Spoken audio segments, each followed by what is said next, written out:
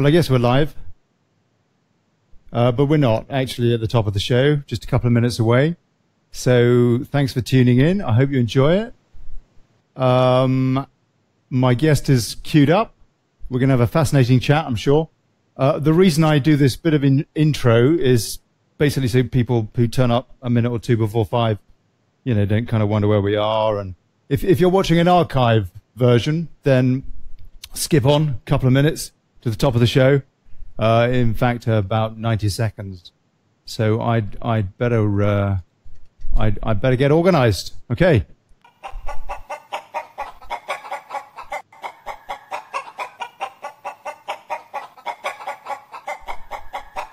One, two, da di da da. Oh, seems to be working.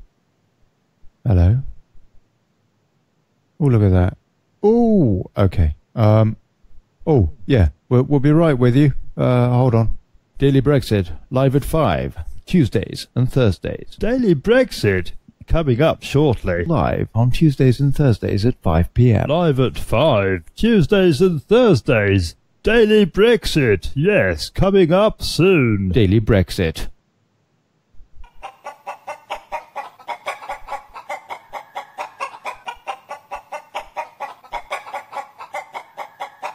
One, two, da di da da. Oh, seems to be working. Hello. Oh, look at that. Oh, okay. Oh, yeah. We'll be right with you. Hold on. Daily Brexit live at 5 Tuesdays and Thursdays. Daily Brexit coming up shortly. Live on Tuesdays and Thursdays at 5 p.m. Live at 5 Tuesdays and Thursdays. Daily Brexit, yes, coming up soon. Daily Brexit. Brexit coming. One, two, da di da da. Oh, seems to be working. Hello. Oh, look at that. Oh, okay. Oh, yeah. We'll be right with you. Hold on. Daily Brexit live at 5 Tuesdays and Thursdays. Daily Brexit coming up shortly. Live on Tuesdays and Thursdays at 5 p.m. Live at 5 Tuesdays and Thursdays. Daily Brexit, yes, coming up soon. Daily Brexit.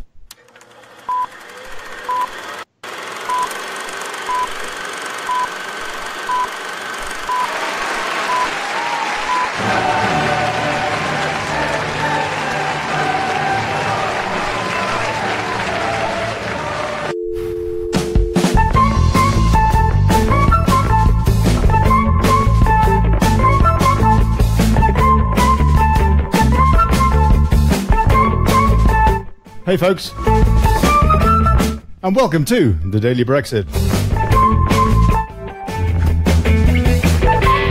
Holding democracy to account, fighting for self-determination, and exposing plutocracy. I'm Olly Connelly, thanks for turning up. And today's show, democracy. What is it? How much of it have we got?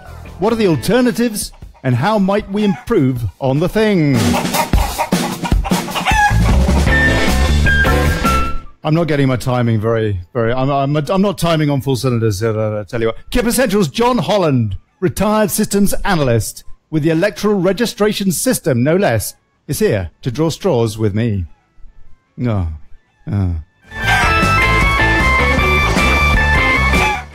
He'll probably explain a thing or two anyway, John Holland. As can you, please get involved. You're very, very welcome. You can questions, suggestions, corrections, addendums. You can comment. I'll be reading your real-time comments. You can call into the show. If you want to connect with me, Olly Connelly on Skype. You don't even have to connect with me, actually. Just call Olly Connelly, one word, on Skype.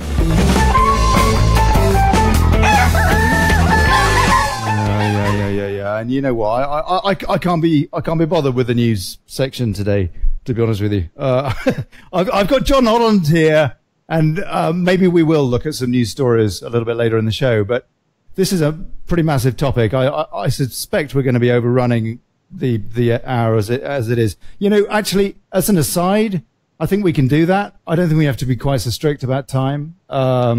Last week, Thursday's show with Elizabeth and Mark, you know, the best part of the show was actually after the show. It was after the show. That's when Elizabeth was telling us about her false teeth, and I'll tell you what, it was awesome. It was awesome.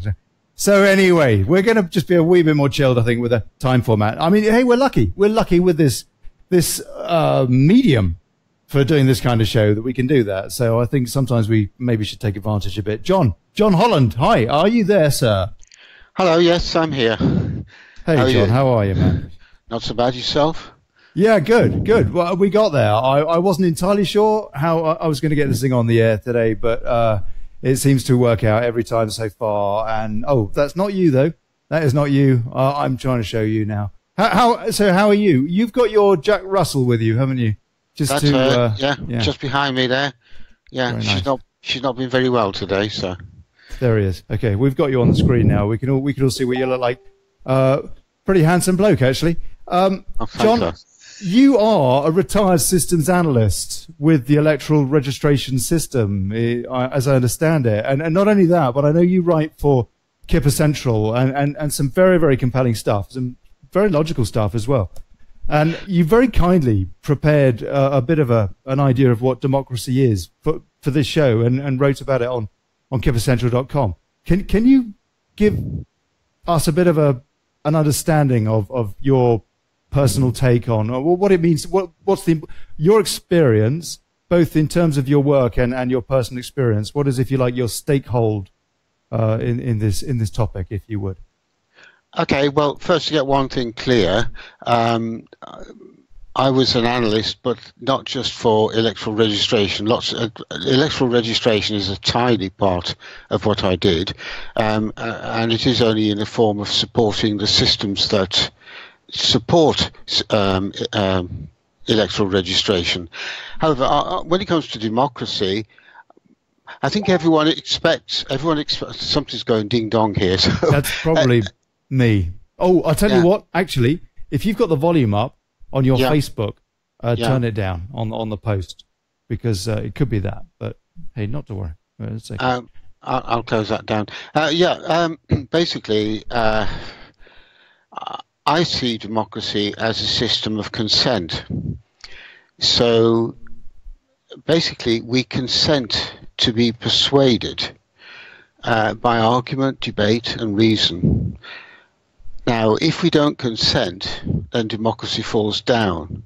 Where democracy is going so very wrong is that there is little consent for what certain power-hungry people seek to impose upon us.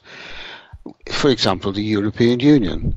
I'm one of those people who opposed entry into the EEC.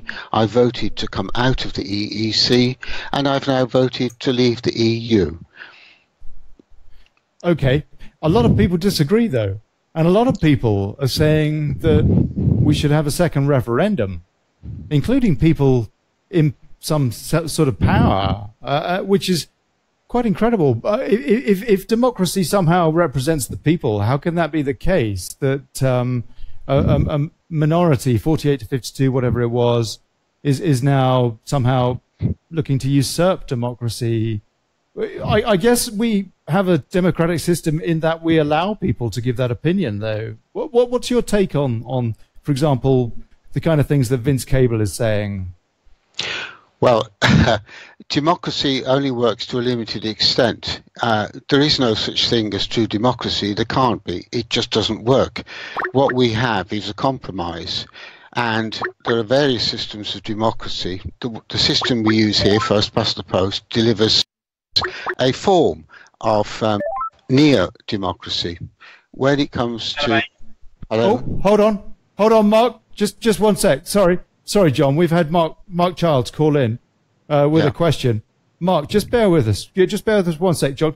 Finish off what you were saying, and then maybe Mark's got a question for you. Okay. So when it comes to the referendum, basically you have certain power instruments within the establishment. Hold on. Whoa. Mark, Are you Mark Childs? Look, are you flushing your toilet or what? What's going on? No, just put you on hands-free, mate. Okay, look, you're going to have to mute. You're going to have to mute, please. For goodness' sake, I'll tell you what. Right, John, please continue. Sorry. Okay. So basically, the establishment didn't want us to come out. The establishment took us in. It was a means of removing democracy from our reach. That was the reason we went into the EU. What you're saying there, just to cut to the chase a little bit there, what you're saying is that we didn't have democracy in the first place. I hear some Remainer types, they ask me, well, you talk about democracy, but Mark, please, I'm Mark. I'm sorry. Mark, I'm sorry, mate. You're going to have to sort your audio out. I've cut you off. Please call back. But no flushing your toilet while you're on air, you know? No. All right. Okay. John. So some Remainer types ask me, they say to me, you go on and on about democracy and all that, but the fact is that there's no democracy in the UK anyway, or very little. So what are you fighting for? I mean, they have a point, don't they? There's a point. The thing is, our electoral system was designed for the 19th century. I mean, if you saw the way electoral registration works, it's all based on things that were the technology of the quill pen.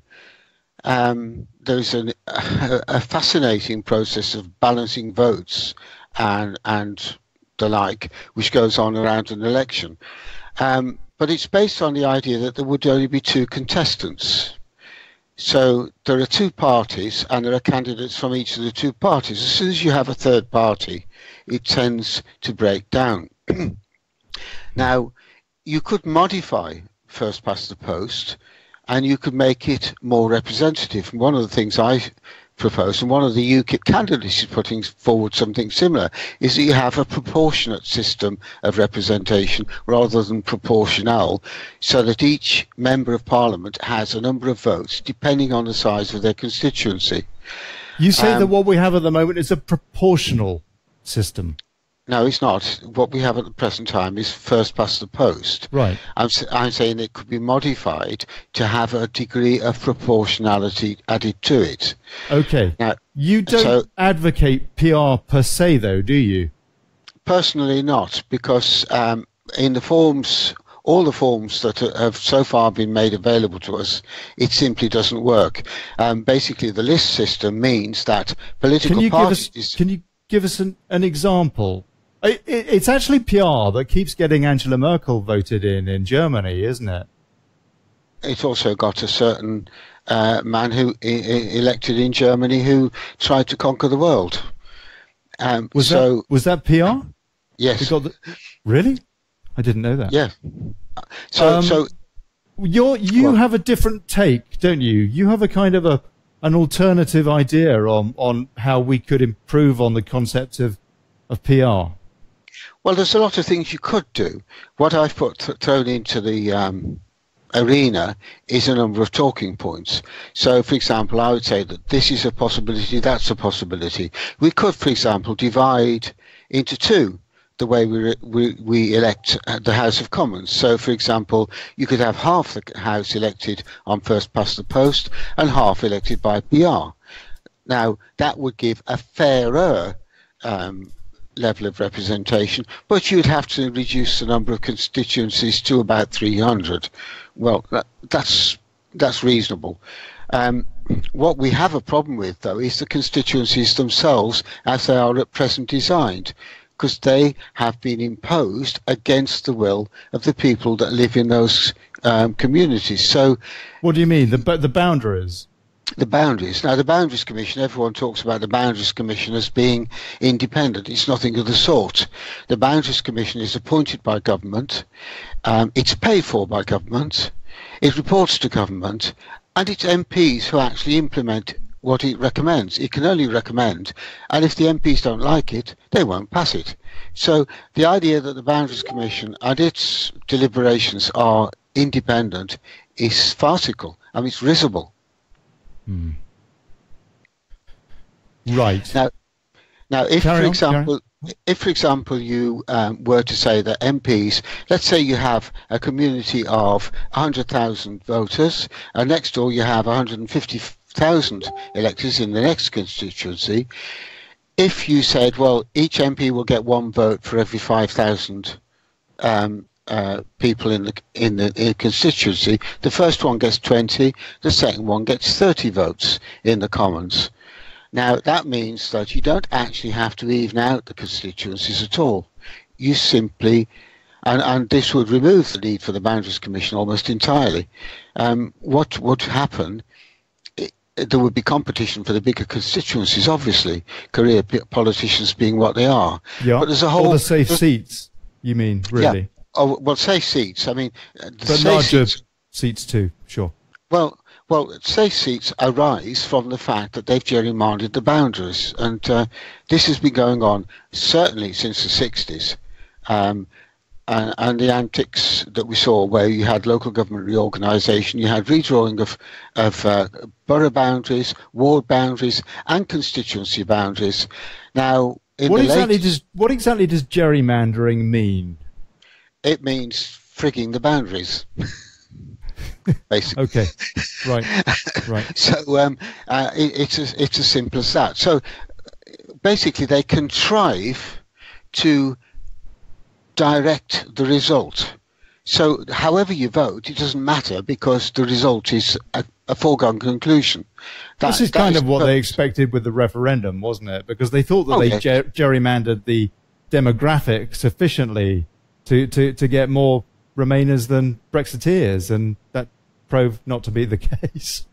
Well, I think they had a terrible shock. It's what the Brits did in Northern Ireland as well. I mean, you know, it's gone on since time immemorial. No. Yeah, but what nobody notices about Northern Ireland is that people from the Republic of Ireland can register to vote in Northern Ireland, and do, and that would have affected the outcome in Northern Ireland. So the Northern Ireland result is probably worth re-examining, to say the least.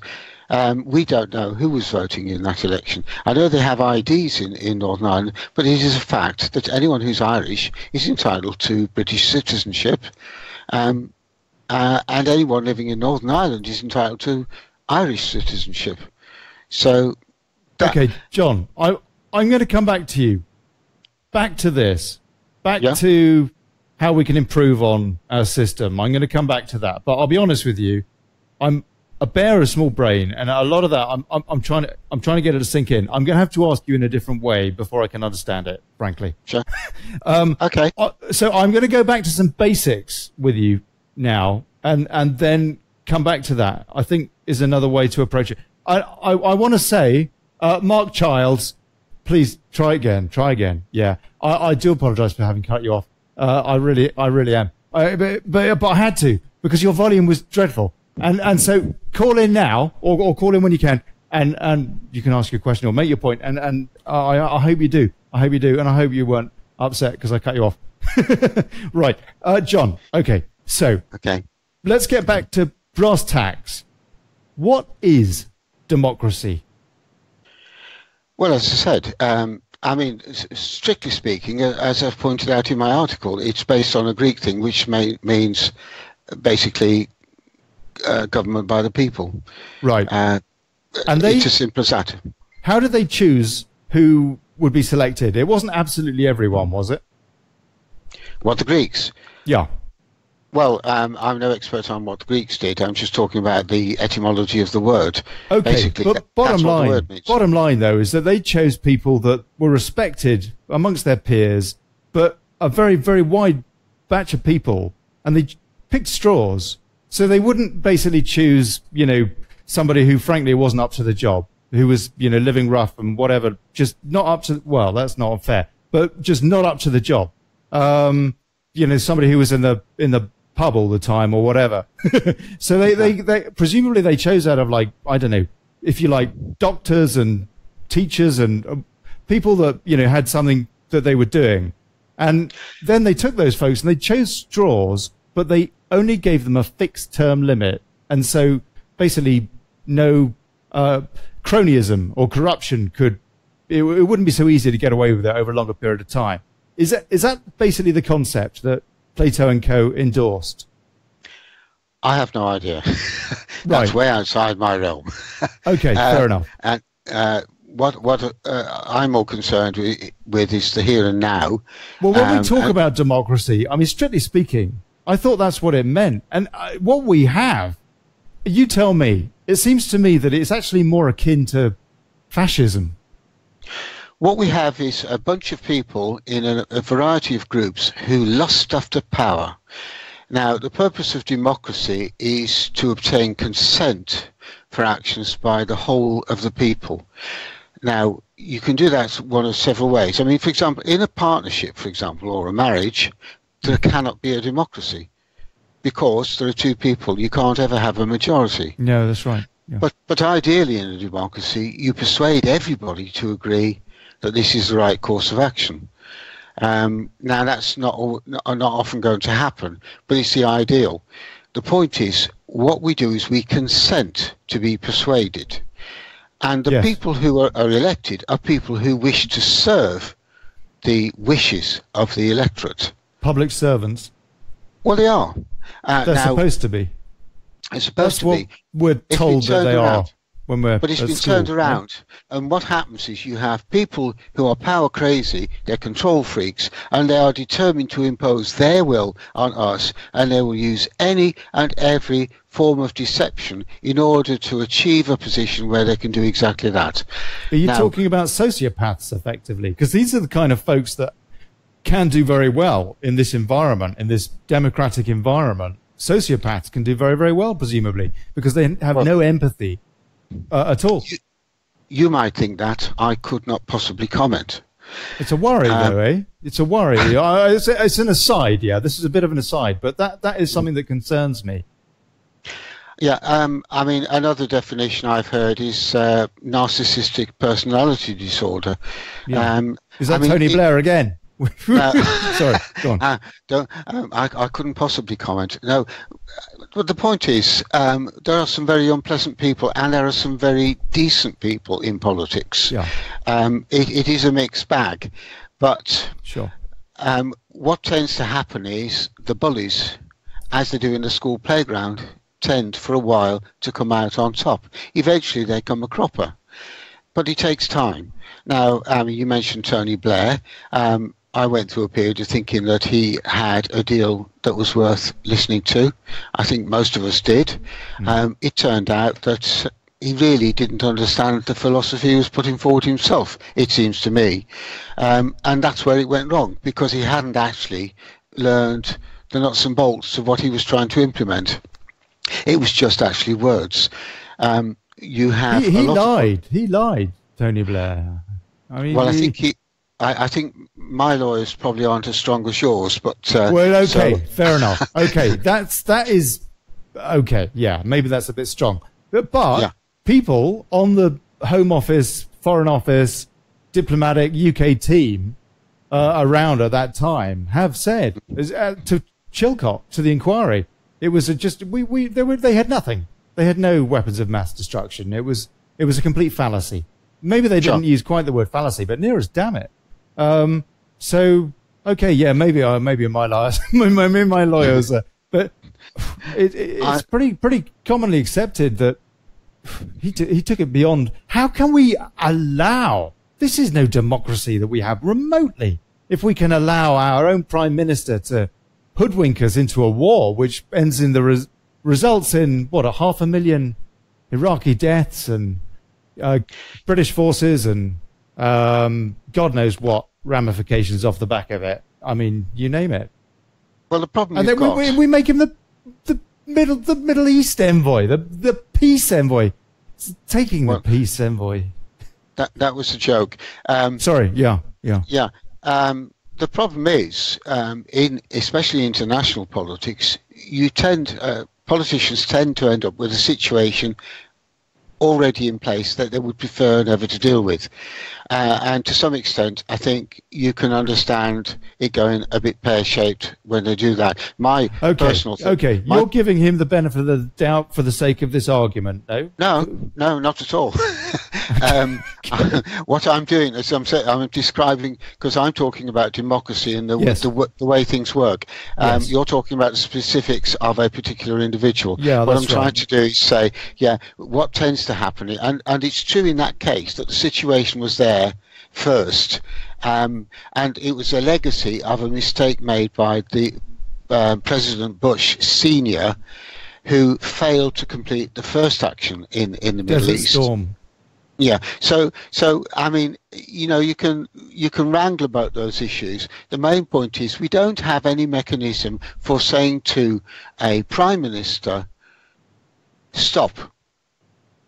We have no mechanism for saying to our local MP, you're not performing, you're sacked, you're fired. We actually have a parliamentary democracy, which means that we entrust that power in the in the houses of the upper and lower chambers. Well, yes, we lend it to them. We don't give it to them. We lend it to them. We lend it to them. And we lend it to them. That's what we technically do at the ballot box, is it? We lend it to them until the next time round.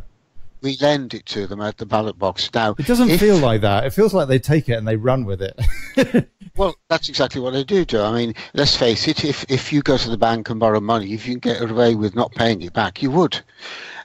So they're doing exactly the same. No, John. John. Yes. Hold that thought, sir. I'm going to read some comments because we've had some great comments, and I can't see them. I'll read them to you. You can open your browser. You can just turn the volume down on the actual video feed. If it's, I have the browser open. I can't see this broadcast. So for some reason, so there we are. Okay, all right. Well, it's facebook.com Daily Brexit, and it's the top story on the page, and the comments are underneath it. Michael Baxter: most sociopaths, like Labour members, can commit vile actions and not feel the least bit of remorse. Such actions may include physical abuse or public humiliation of other party members.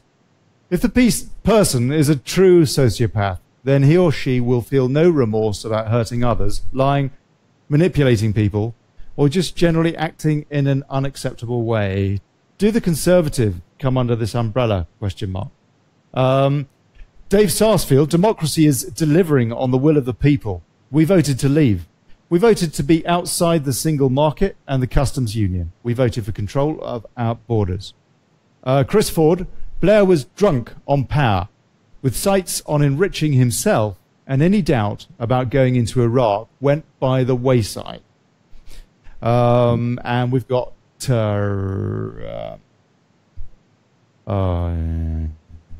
hey, Steve. Hi, Steve Russell. Right.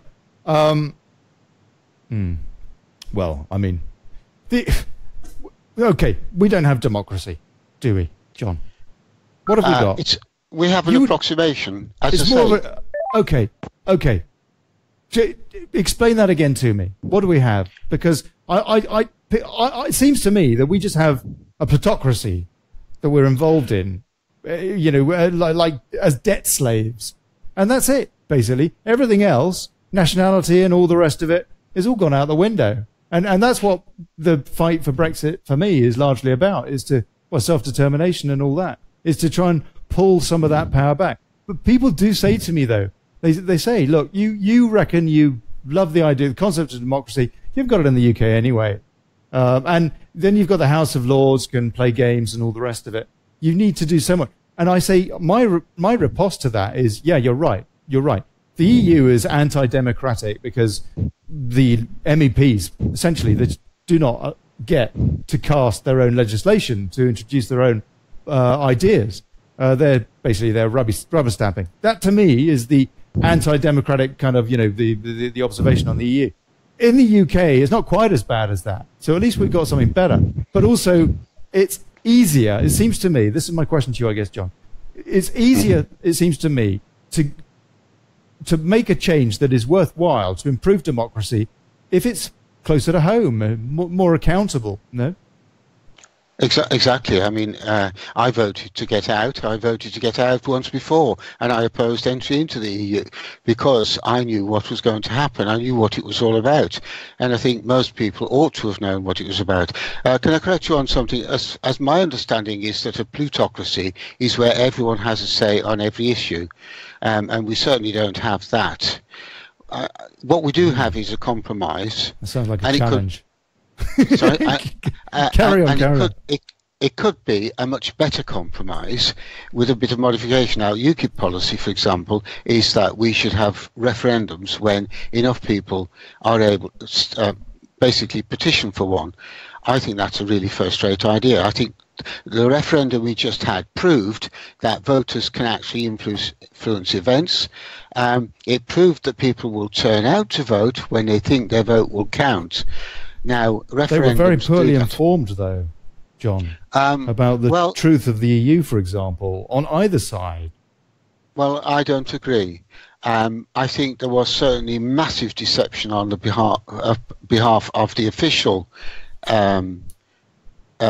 Remain campaign. There was massive, or there was a lesser level of deception on behalf of the establishment appointed Brexit campaign, but the independent Brexit campaign was honest. If you look at what Nigel, I agree with that. Said, but they didn't tell us about the origins of the EU. They didn't demand for the presidents of the EU to be involved in those debates on telly. I mean, where were they? I don't think they should have been. I don't think they should have been. This was a British matter. This was for us. It was nothing to do with Europe. It was nothing to do with their puppet presidents. This was a British matter, and it was for the British people to decide. And the British people did decide, and it was a good majority. And remember this, about a quarter of the electorate didn't vote. Now, if people abstain, they are saying, I will take whichever solution a majority goes for. So that means the majority, in fact, was about 65%. So it was 2 to 1. I agree with you. It was 2 to 1. It wasn't just marginal. This was a resounding majority for Brexit. And I think that's a very good point. All those folks that didn't vote, I think that, well, they clearly weren't bothered. They were happy to go with what the majority otherwise said.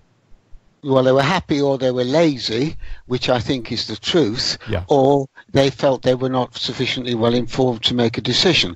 Now, that's going to be 5% of the population, but the majority were just, quite honestly, too lazy to turn out and vote. And that's what happens at every election. It angers me. My grandfather, my mother's father, was someone who made sacrifices for the right to vote.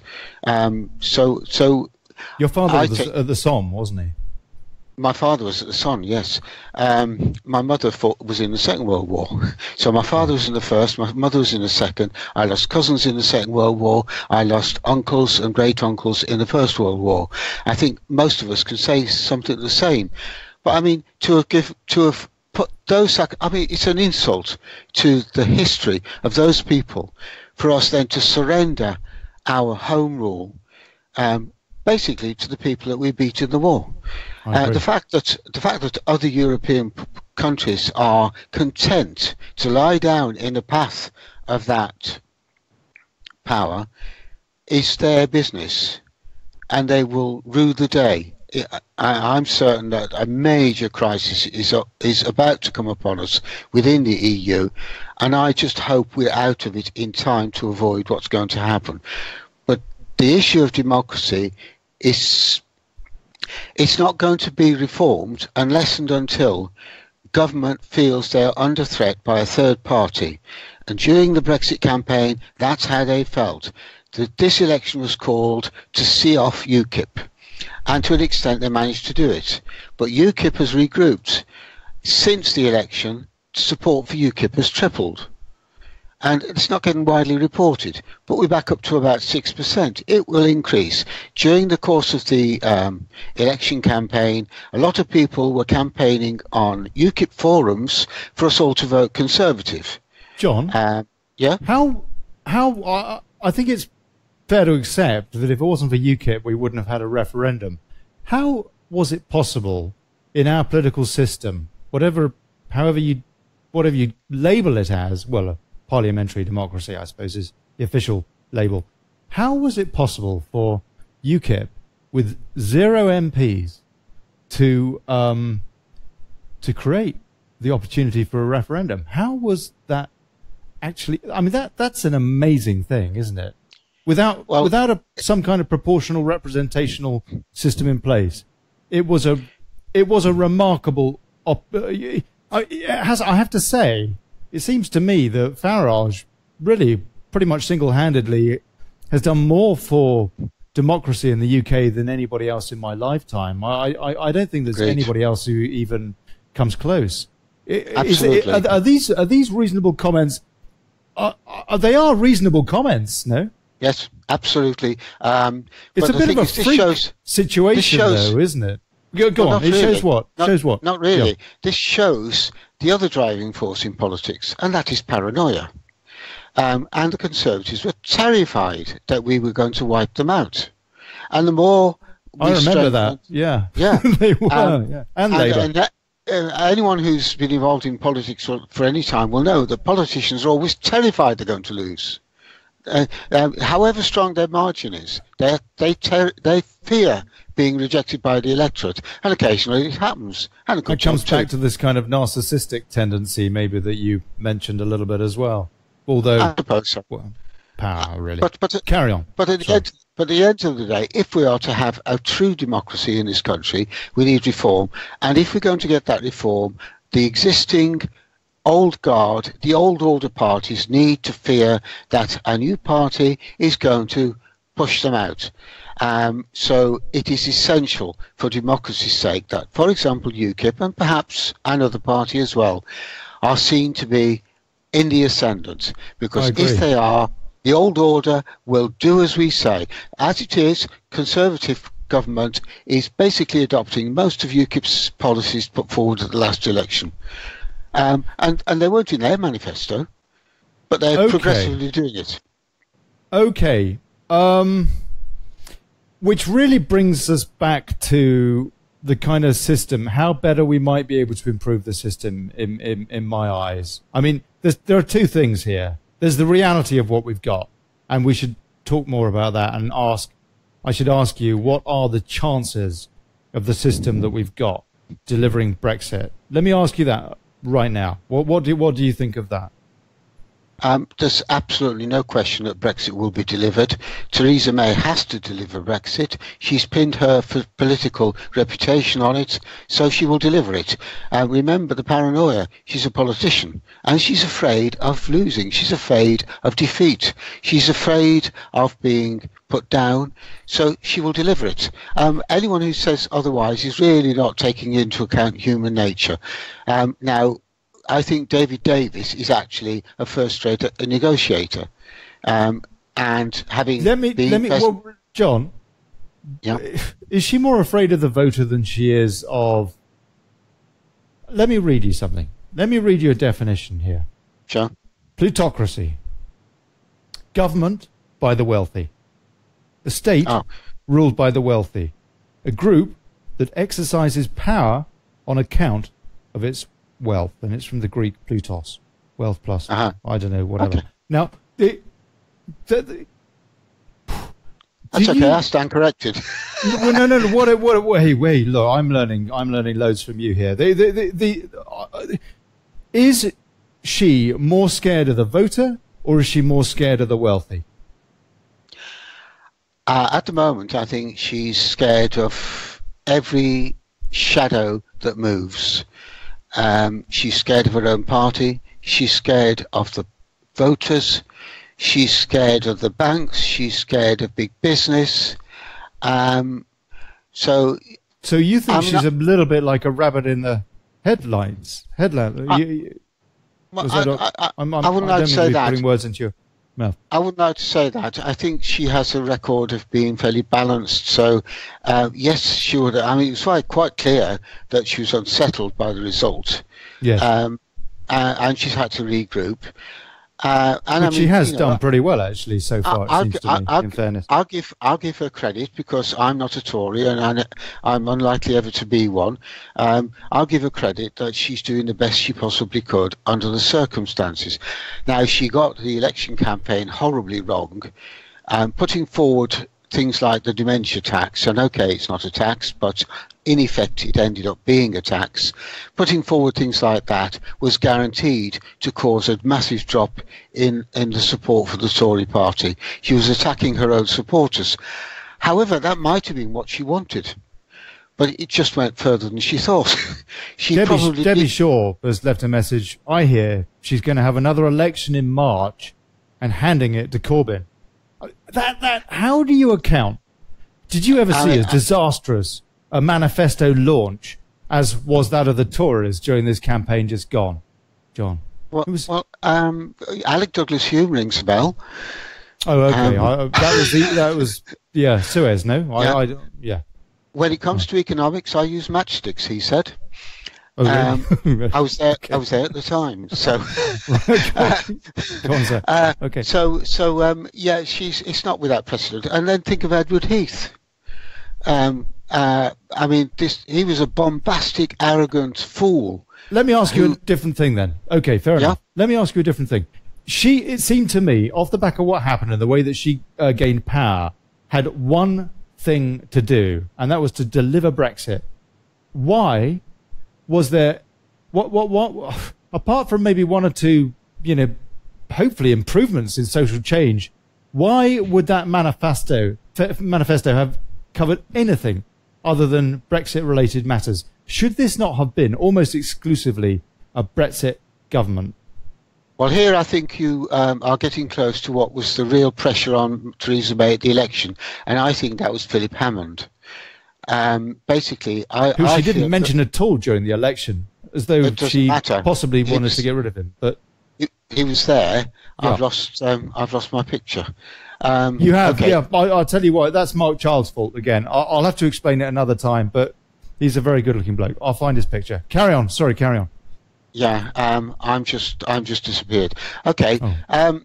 Basically, I mean, I've met Philip Hammond when he was Secretary of State for Transport, and if ever there was an establishment man, then he is it. If ever there was someone who'd gone native, as the civil servants call it, that's him. He's thoroughly well trained, and it seems to me that he walks into a department and he's native before he even puts his feet on the doormat.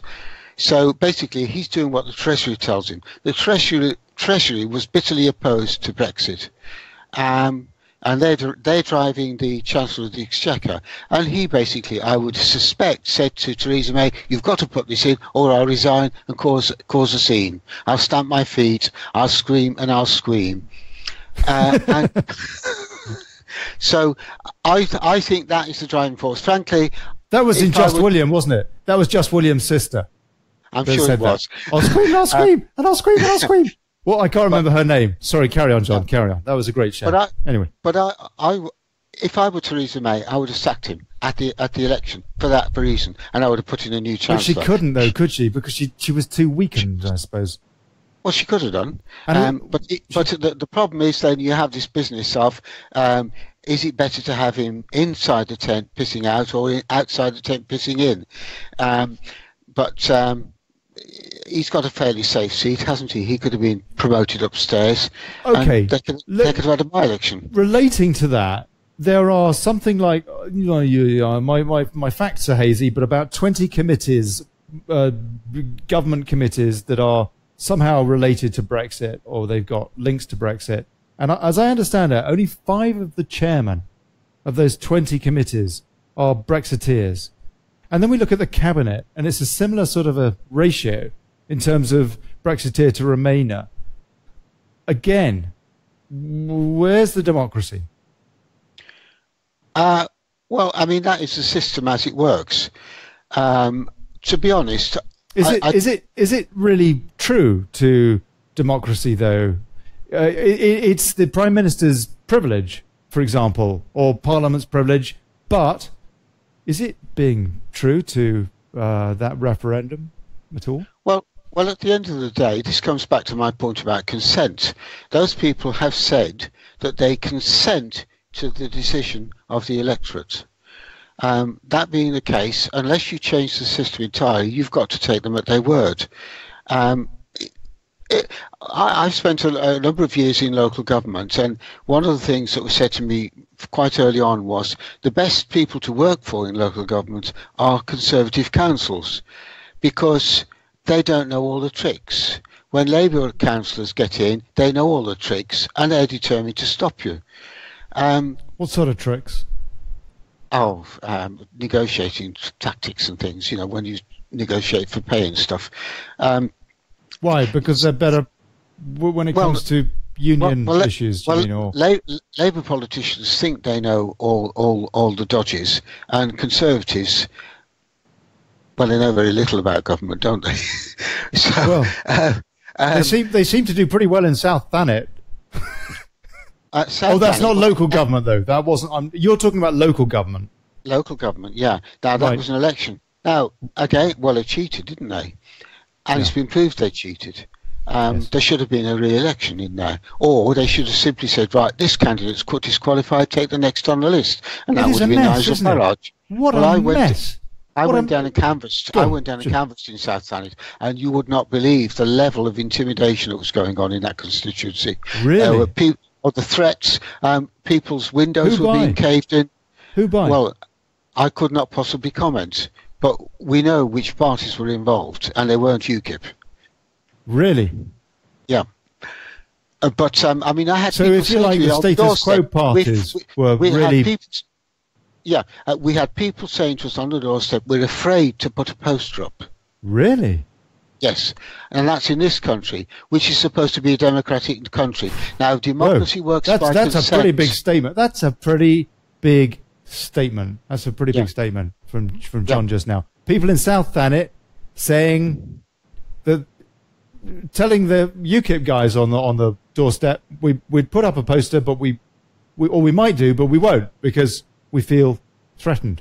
That is a hell of a thing to say. That is a hell of a thing to say. I haven't read anything about that in the mainstream media. No surprise there.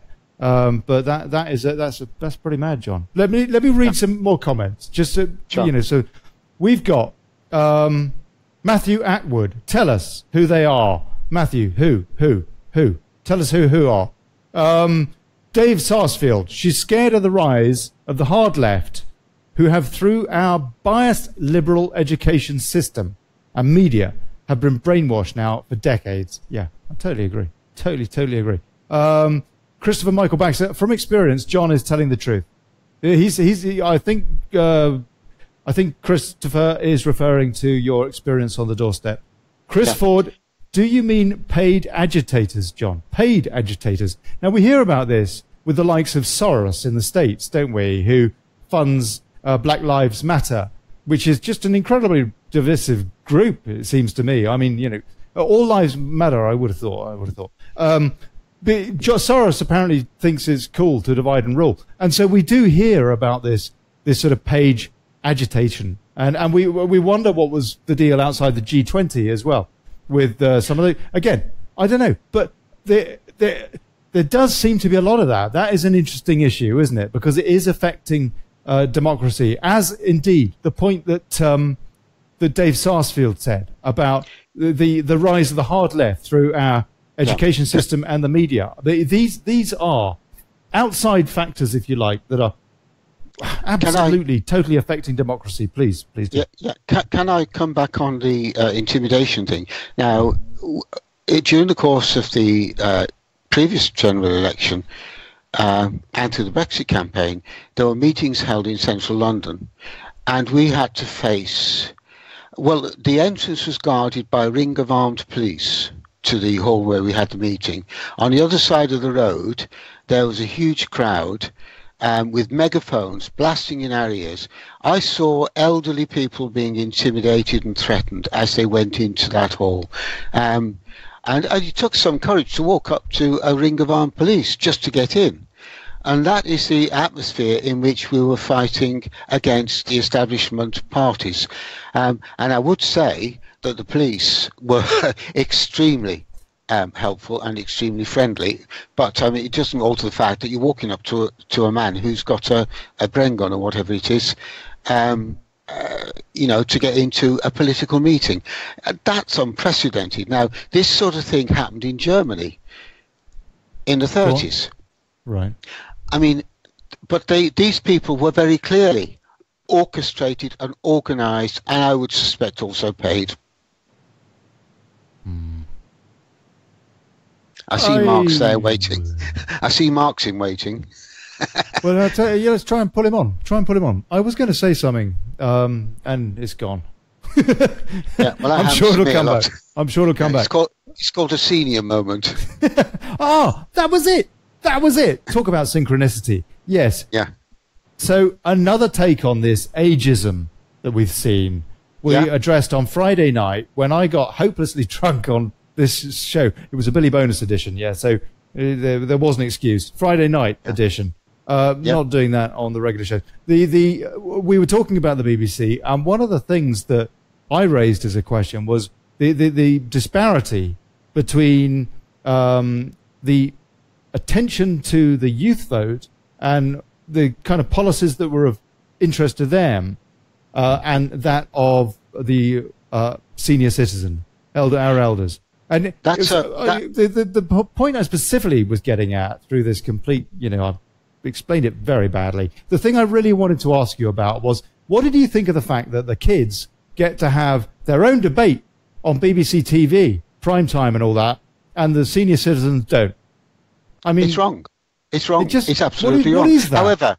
However, I don't object to the young. I'd like to see. No, more of course not. Young. But is it not very imbalanced? Of course it is. And also the whole tenor. The old are being used as a scapegoat by politicians all over the place. Oh, we have an aging population. Actually, no, we don't. We have a no greater proportion of the who are old and who are incapable of working than we ever did. Do we not? No, what has happened is people live longer and they live fitter longer. So retirement is forced on us at the age of 65, increasing to 67. You give no choice. An employer, and their equal ops doesn't come into this, they're allowed to force you to lose your job and push you into poverty at 65. That is what we have. Now, the elderly need protection. The people who have provided you with your hospitals, your schools, your roads, your bridges, your railways, they're the people that paid for building all those. You've got them to use. So actually, if you're younger, you should put a bit of effort in and put some money in yourselves. When it comes to another issue that they've tried to wind the young upon, which is student grants, we had to put, when I was at school, or I left school, only 10% of people leaving school went to university, if that. And of course the state paid. And when it's 10% of the student population, that's reasonable. Now they want 50% to go to university, which means it's 5 times as expensive. So clearly, what they would have to do is either borrow money, which means increasing the public sector borrowing requirements, or else they have to pay it out of taxes, which would mean a thumping big increase in taxes, a colossal increase. Now, it's not fair that the young should have to pay the cost. But there is a compromise, and this is where democracy, a true debate, should be coming in. There is a compromise. Yes, let them borrow the money to fund their way through college or university. That's fair enough. But when they've got to the end of it and it comes to repayment time, the state should pick up the tab for the interest on that loan. Now, they would still only be spending less than they were spending on the 10%. They wouldn't be massively increasing the PSBR, but it would be much fairer to the young. I'm right behind the young for protesting about what's been done with student grants. But the problem is, people protest and say, oh, this is wicked, this is terrible, but they don't come up with mechanisms for sorting it out. On the other hand, though, John, some of these subjects are ridiculous that they're taking these days. They have no merit, really. What about if we were to say, you know what, if you want to be a scientist, a doctor, something like that, we'll pay for it, or or otherwise, we'll still pay for it, but you've got to do some kind of civic service. What do you think about that idea? Well, the answer is staring you in the face. Look what's happened with nurses. And I live with a nurse. We haven't got the nurses. We haven't got the doctors because we're not training them. We're not training them. The student bursaries. Why are we doing that? Why on earth are we not looking after our own and instead importing from abroad? Well, I mean, maybe we should do both, but we've made shouldn't we be worse. Giving people more of an opportunity, our own kin? Yeah, but the bursaries have been abolished. So now student nurses are not paid. And the whole system has been altered. I mean, the nurse training used to be a form of apprenticeship. It was done on the wards. They gained experience and they learned as they went along. And that actually meant that you got pairs of hands on the wards. We could so do with the whole apprenticeship. Is there not more in vogue again now? Are apprenticeships not something that people talk about more and more in government now, at least? Well, I know the grammar school things died a death, which personally I think is a shame. But I don't know. It seems to me that different folks, have different skills, and we got to try and find those skills in the folks. And we need a system that doesn't try and box everybody the same. No, I don't know. Exactly. We're getting off the topic here, but. But it's all about democracy. It really is. These are the nuts and bolts that make democracy work. If people aren't able to get on, if people aren't able to train, if people aren't able to do the best for themselves, they can't participate fully in the democratic structures of our society. So it is a mixed bag. Democracy is everything we do. It does seem, if you could take a young person, whatever background, whatever qualities, and if you could find those qualities, find what that guy has and enjoys, and can be given the encouragement to improve upon, and so on and so forth. If you could take that kid and pull the awareness that they could improve upon that to them, then I would have thought they'd be a lot happier, and we would just be much, much better off as a country. I mean, I would have thought that was obvious. The education system that we have is utterly lousy, isn't it? It's just not really looking at the individual at all. Well, look, it's just wanting to impose a mindset, which is, if you like, you'll basically be a serf, you'll be a debt slave, you'll be cannon fodder if we need you. You probably won't get a job. You almost certainly won't get a job. With automation and what have you. We ain't seen nothing yet. And so on and so. We seem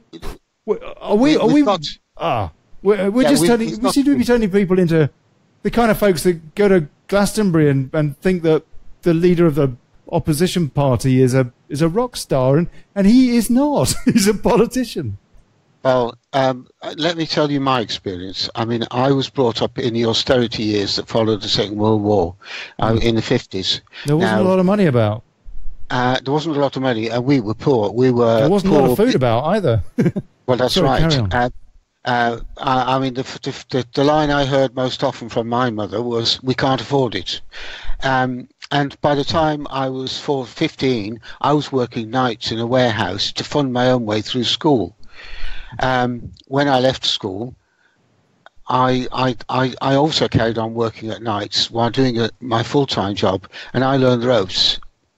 It was years later before I could go and get a further education. I had to pay for it myself.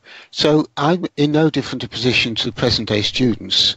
I had to fund my way through my education, and it didn't do me that much harm. However, I was shut out from all sorts of opportunities, which it took me years and years and years to make up for. And that's what happens. If you come from a poor background, you spend almost a lifetime catching up with the point where the wealthier ones started from. And that's the nature of our society. Now, I would not recommend my own personal history to anybody, but what I would say is I'm a little tired when I hear people saying, "Oh, well, we can't afford a house." Actually, houses are no less affordable now than they were when I first bought my first house. Well, it depends where, John. Depends where, no? Well, interest rates are at an all-time low for house purchase. For how long, we don't know, but sure, yes. Well, but, I mean, they can't put them up. They can't put them up, can they? But anyway, carry on. Well, the thing is, they've discovered a very fancy trick, haven't they? QE? The government. Because what they've done is the base rate is very low, and mortgages that are pegged to the base rates are very low, but you go and get a credit card, you'll pay 26, 35, 40% interest. What's the deal with that? Yeah, so actually interest rates and overdrafts even. I mean, Santander charge about 20% APR for an overdraft. And yet they're paying, what, 1%? Peanuts. They're paying peanuts. They're maybe being paid. They use the LIBOR rate as an excuse for what they do. However, what we actually which they fiddled. A bunch of them fiddled. Went to prison for about what we're paying Ford for Open prison or something. Sorry, go on. What we're paying for at the moment is recapitalising the banks.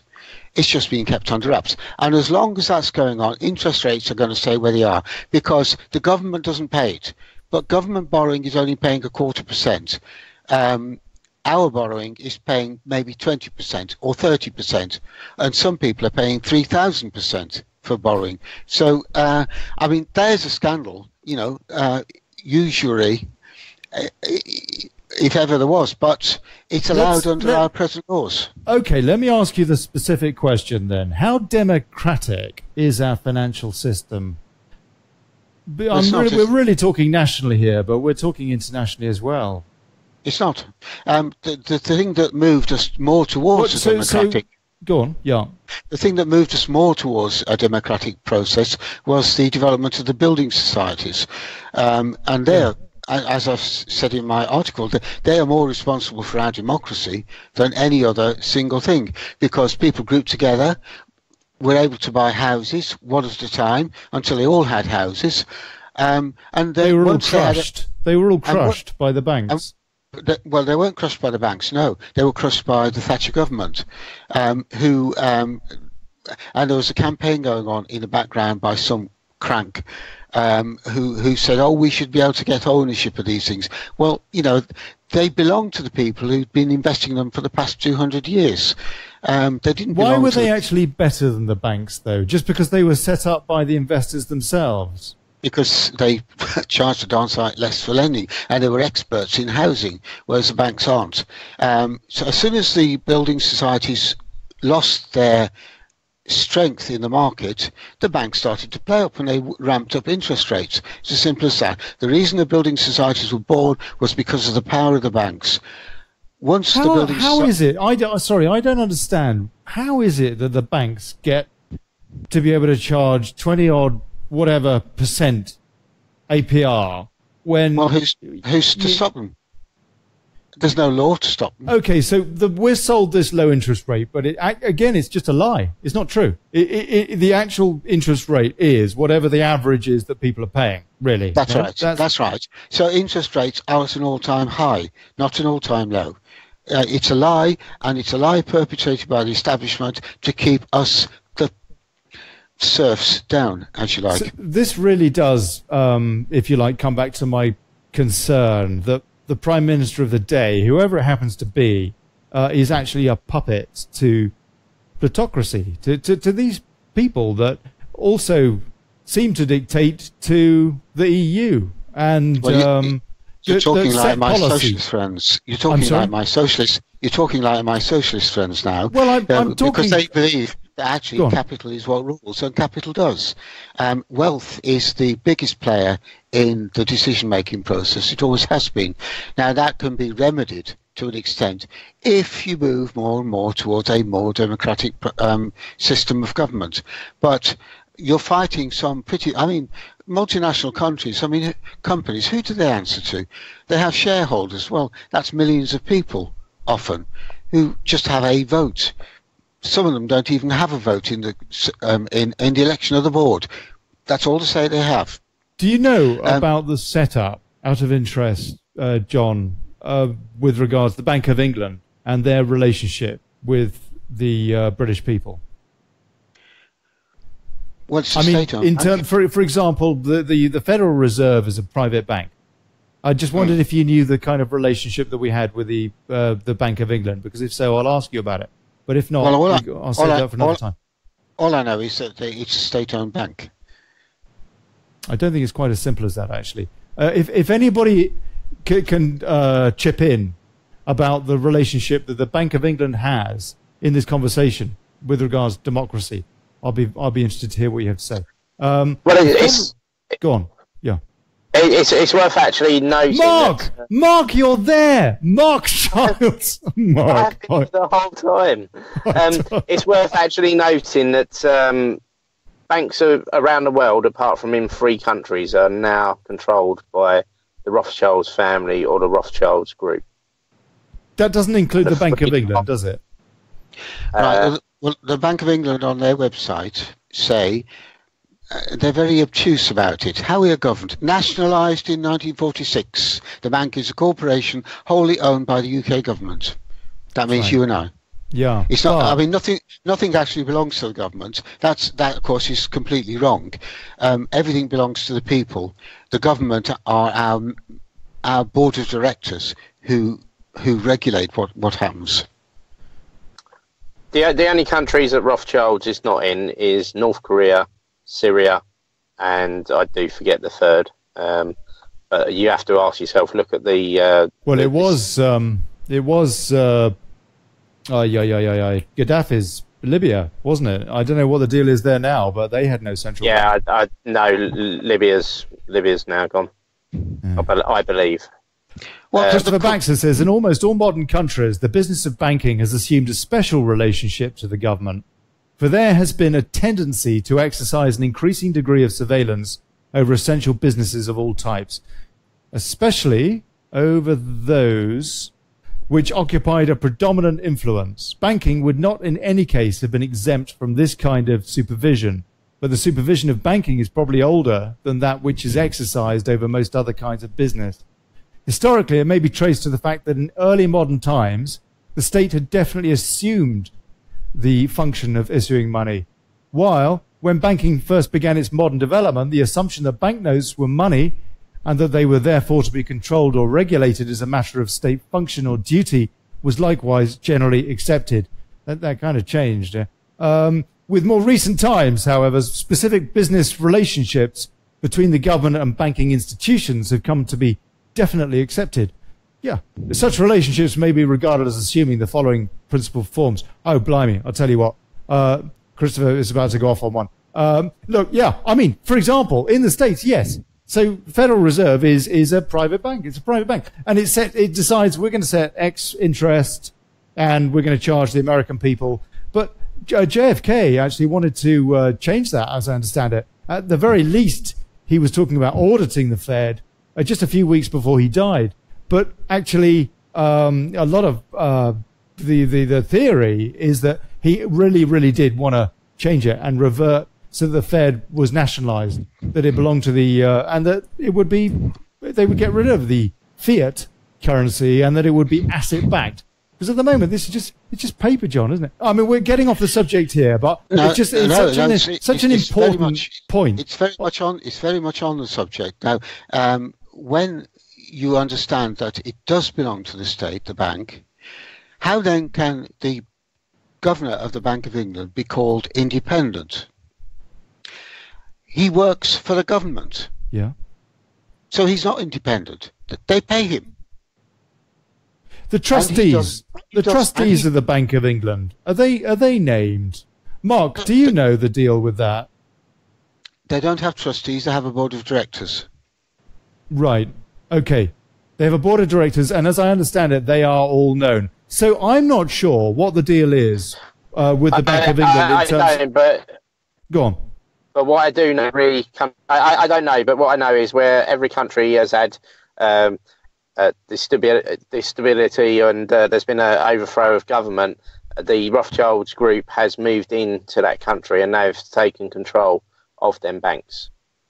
Cuba, all the commotion with Cuba and overthrowing the government now, that again was to move Rothschild into the central banking system for Cuba. So you have to ask yourself now why Syria has suddenly become the the hot topic after Iraq, and of course now who's in Iraq? Oh, Rothschilds. And this is a theory that quite a few people espouse. This is the reason. One of the main reasons that we're in Syria is so that the Rothschilds could impose a central bank. It sounds pretty far-fetched, Mark. I think you have to be a little wary. I don't know. I don't know all the facts on that. If anybody does, please, But my point to you, John, really is this is a worry, isn't it? Because how much in control of our own economy really are we, the people? Well, even if it's a private bank, the Bank of England, we've got Carney there, for example, telling us, taking part in Project Fear. The day of the referendum, the morning, he comes out and he has a bit of a chat. And actually, it was fairly reassuring in a way, but he was almost wanting chaos or whatever. He certainly didn't say we don't know. And by the way, one thing we do know is that the euro is a ridiculous currency, and we've got a problem there. Maybe he has to be more diplomatic than that. But we did have him talking about Project Fear. We didn't have him being honest about the concerns amongst swathes of Europeans with the adverse effect of the euro on their economy. My question is, how much are these people really actually puppets again, even though they are supposed to be looking out for the British people, for example, as being on the board of the Bank of England?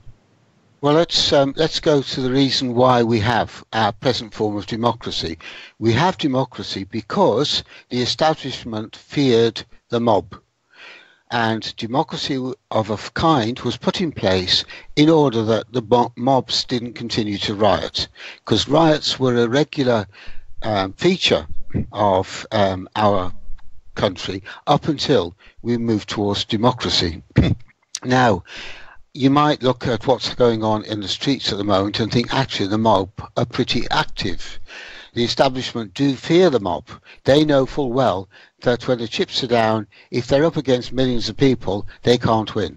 And that is the strength. So fear is basically the weapon that will reimpose some form of democracy. But at the moment, as you say, basically we don't have democracy.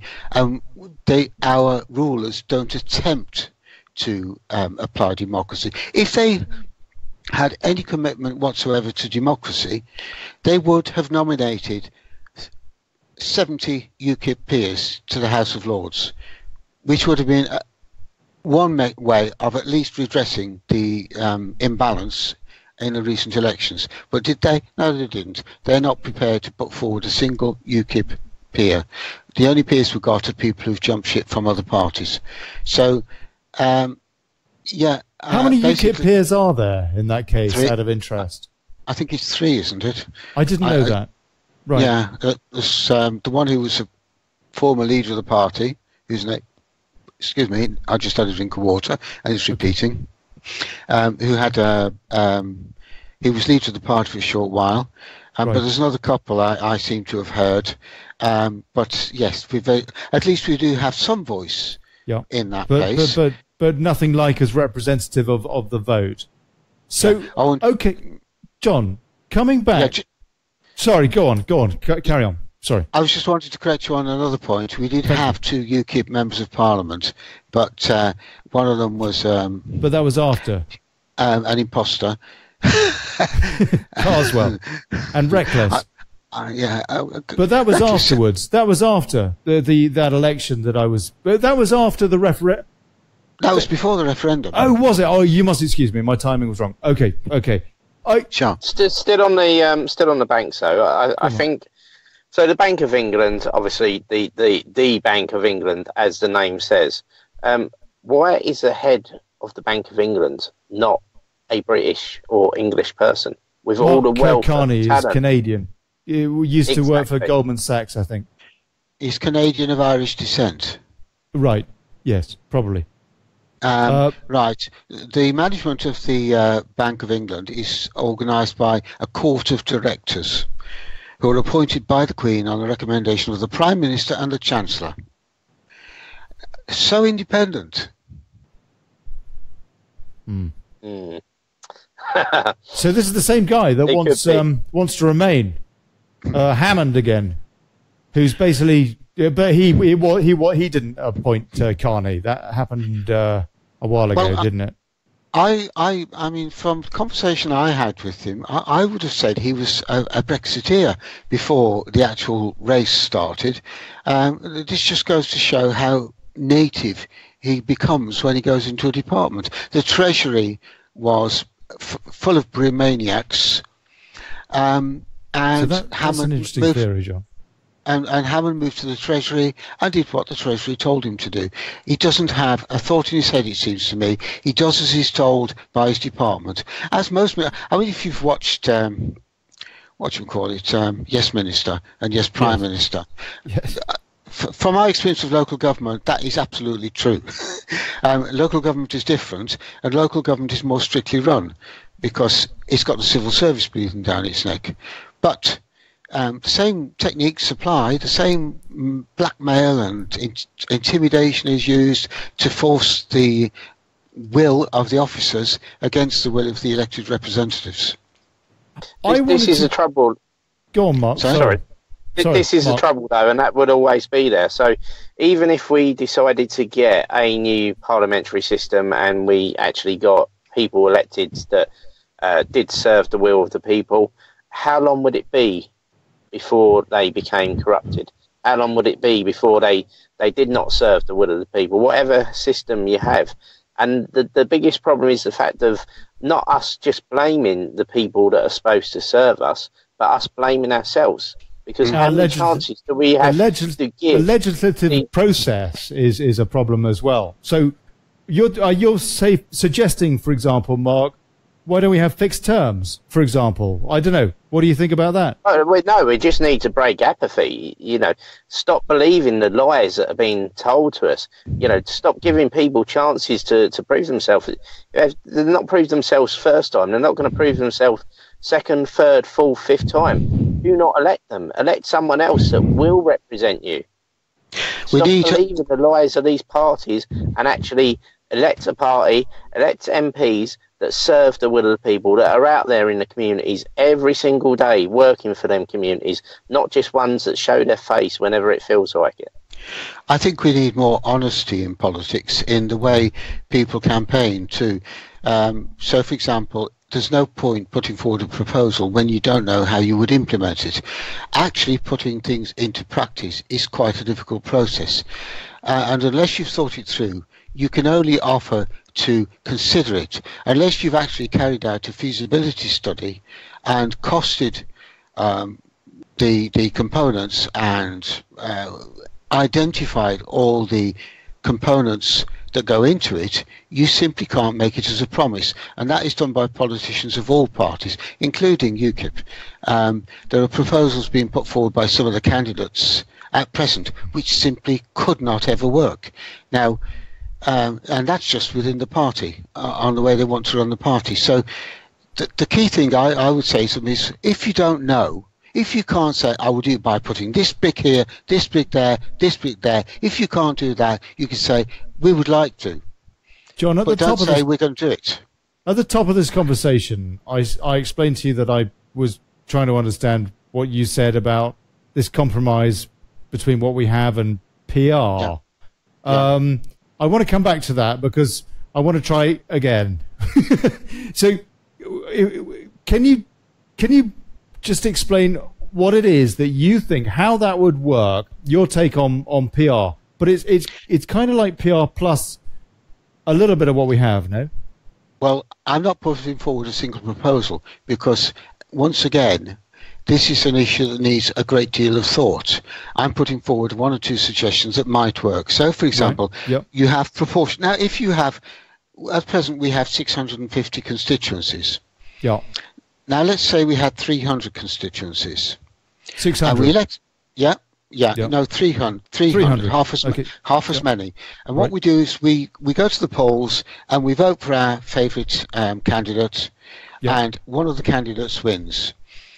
Perhaps also supplemented by a transferable vote, but that's a red herring for the purposes of this.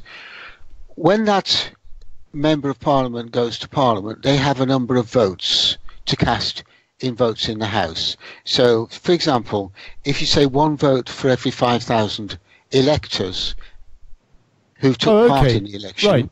Okay, so they've got to prioritise what's important to them. Now, the ones who don't bother to vote don't get represented. So it's not the size of the overall electorate, it's the size of the ones who took part in the election, not the numbers who voted. Does that not leave open the possibility again for tactical voting? And then it comes back to what Mark is saying, which is, why do we keep voting for people that don't seem to serve us? But there's a second half. There's a second half to this. Okay, right. So I know it doesn't increase the likelihood of tactical voting, it reduces it. But if you then have 300 members who are elected on a proportional system, and let's say that you group the constituencies together in, say, 5s or 6s, and use a proportional system to elect them. However, when it comes to voting for a party, you vote for the party, but you also vote for candidates that you prefer. So you say have 3 votes for candidates. So you're voting for a manifesto as well as a constituency MP? Yeah, and in this election, basically, those who are on the list who don't get many votes go to the bottom of the list, rather than the ones the party chose to go to the top. And those who do well and, according to, you know, the mathematics of PR, get elected. So you end up with a PR component in Parliament, which is also based on being able to reject unsuitable candidates. Now, to me, that is a good compromise. The actual numbers don't matter, how many you do for this, how many you do for that, but I think 50-50 is a good option. You say you see that as a way to reduce the impact of block voting, which is, to your eye, the problem with PR. Is that right, more or less? Yeah, well, don't forget, there's other components. The Boundaries Commission has to be done away with. It needs to be put to death and replaced. And boundaries should be determined by communities themselves, not by some team of bureaucrats. I just pressed a button and something happened. Don't worry. You're there. I'm there. Oh, dear. But your video isn't. I'm sorry about that. But anyway, okay. Yeah. Well, it's still here where I can see it. Okay. So I mean, like everything else, to get this right takes a lot of consideration. So don't expect one person to come up with a total. No. I'm curious. What I'm throwing in is a few suggestions that might improve what we have. What we need, though, is something that's more accountable to the people. And the other aspect of this is, I would take. Like, for example, in Parliament, I would say, right, you have a secret ballot, the same as we do at the ballot box. Except that, at election time, your voting pattern is published to your voters. So it's not secret. It's secret during the term of the Parliament, you mean? Yeah, and at the end of the Parliament, the electors get to know how you voted. That means the whips have no power. You've thought about that, sir. That's nice. I like that. Go on. It's illegal to intimidate someone into voting for a particular candidate. It should also be illegal to intimidate an MP. So the whips should be done away with. I mean, they're thugs and they're bullies, from all I've heard. Did you hear that? Have you heard that quote, Tim Fortescue? What he said? Ted Heath's one of his whips. Did you hear what he said about?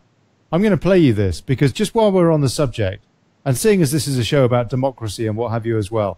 Listen to this. This is Tim Fortescue, who was one of the whips in Ted Heath's government, and this is how they control the MPs, or he did anyway.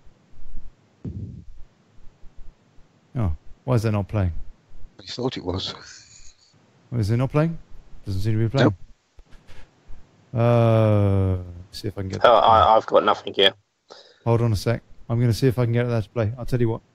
Could be. Yeah, it's my fault. Always my fault. Tim Fortescue. Listen to this, folks. Anyone with any sense who was in trouble would come to the whips and tell them the truth. I say, no, I'm in a jam. Can you help? It might be debt. It might be scandal involving small boys, or any kind of scandal which a member seemed likely to be mixed up in. They'd come and ask if we could help. And if we could, we did. And we would do everything we can, because we would store up brownie points. That sounds a pretty nasty reason, but it's one of the reasons. Is if we can get a chap out of trouble, then he'll do as we ask forevermore. So there you go, guys. I mean, what does that surprise you at all? It's blackmail, isn't it? It's absolutely appalling. What is not a surprise, this is the way the world works, unfortunately. I mean, people use you see, this is the thing. I'm back to the thing. Democracy is a process of consent. What we have is power mongers. They lust after power, and they're interested only in power. Their interest is in imposing on you their will.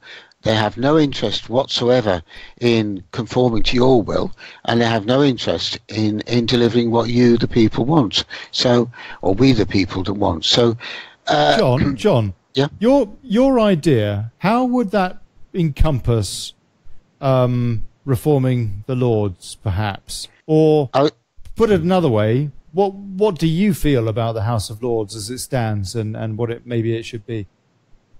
Well, frankly, the Lords should be abolished. And what you could do in place of the Lords is have a much bigger Commons and have two houses dealing with separate areas of business. So members of Parliament could attend whichever house they were interested in attending for a particular debate or whatever.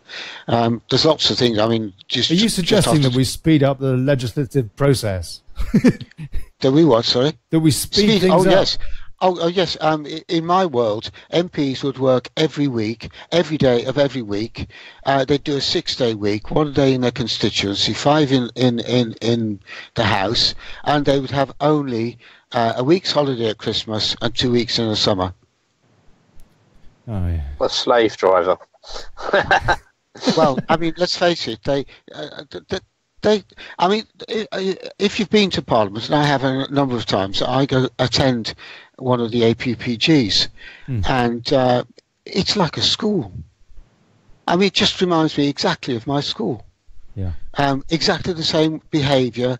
You know, the lads running around in the yard. It is just unbelievably childish. And then they drink themselves into a stupor. If I was in local government, if we so much as had an unopened bottle on our person, we were entitled to be sacked for gross misconduct. Why do elected members have the right to drink when they're working? I mean, if you've had two pints of beer, you're not fit to drive. How can you then be fit to make decisions on whether to go to war?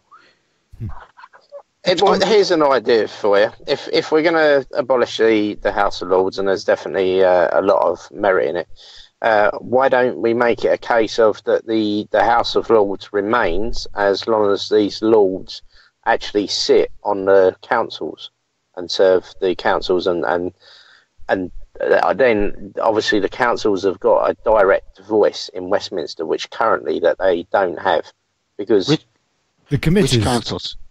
Yes, every borough council. Right. They don't have a voice in the House of Lords. No, but it would ensure that the councils have a voice now within the government structure. And is there enough of a link between local and national government, or is that something that could be improved? The civil service regard the local government as the enemy. So no, there's very little as cooperation. An annoyance. They regard it as the enemy. As far as the civil service is concerned, they should do everything. They're appointed by God to do everything. And don't forget, the history of the civil service, it is based on the hierarchy of the church. That's how it came to be. Is it? Yeah, yeah. So the civil service is a big fly in the ointment of democracy. It's worth saying now. Yep. I mean, that's a good example that you've just pointed out. The fact that they basically just see local government as something that they want to go away. But that's maybe an egotistical thing because they've got bigger and grander plans, and their interference over Brexit has been outstanding, has it not? I think when you get what's his name, the guy in charge of the civil service, saying Brexit's going to be an absolute disaster and things like that. Maybe I'm being a bit harsh here. I know that some very senior figures in the civil service have been extraordinarily dismissive about the public's appetite for Brexit, and that does not chide well with democracy, does it? I think we have to be realistic here. I mean, who is most in touch with the people?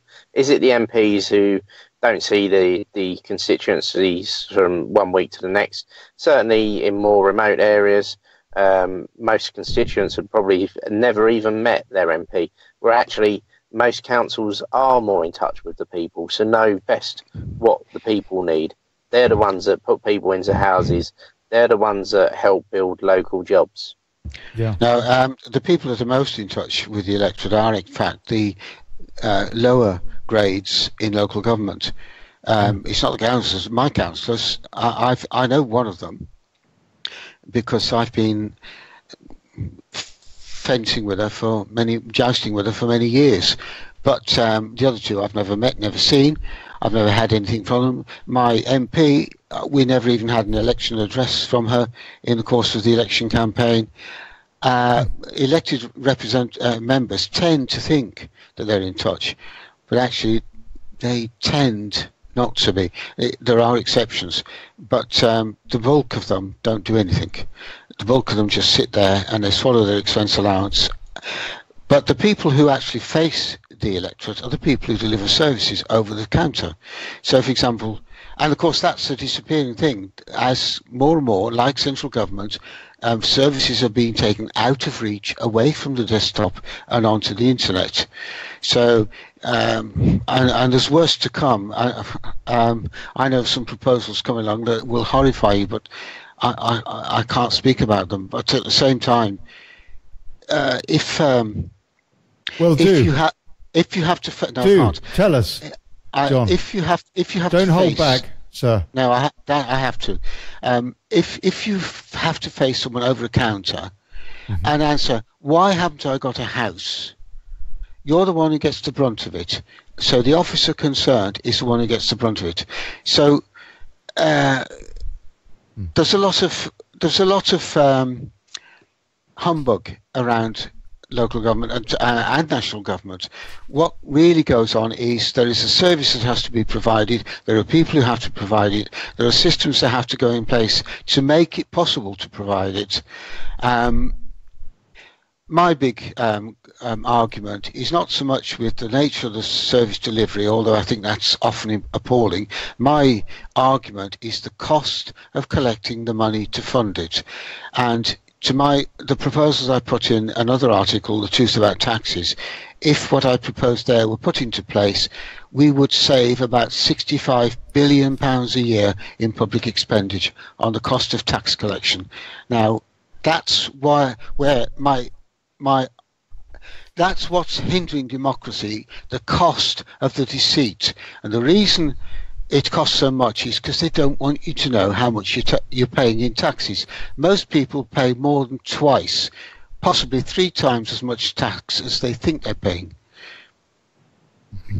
Well, yeah, I mean, there is a lot of merit in what John's saying, but what obviously does hinder democracy is actually ourselves. And we've got to accept that not enough people take interest in politics now, and I was exactly the same. Predominantly voted Labour for years just because my family did. Blair was the final support I ever gave Labour, and then obviously moved over to UKIP, and I never really became interested in politics until early last year, although we would regularly talk about it with my granddad when we were down the pub and stuff, but other than that, I had no interest in politics.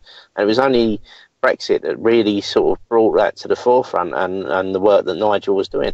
And that is the problem. It just goes back to apathy again. Too many of us are willing to just sit back and believe the lies that are being fed to us, and believe that we are getting a good deal, and that the MPs who are our public servants are serving us. They are not serving us because they know that they can get away with it. And until we put our foot down and make them realise that they have to serve us by being more interested in, by voting for MPs that do serve the constituents. I mean, you know, a prime example, rugby, a 58.5% leave in Brexit, so a huge majority.